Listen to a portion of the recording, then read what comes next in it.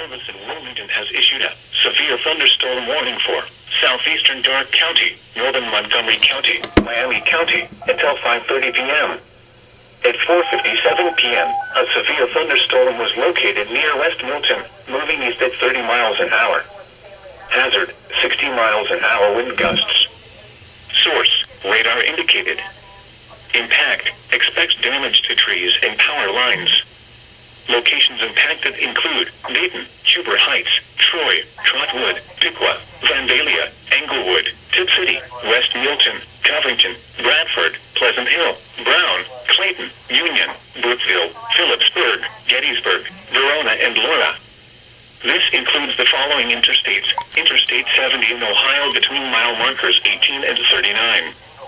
Interstate 75 in Ohio between mile marker 61 and 85.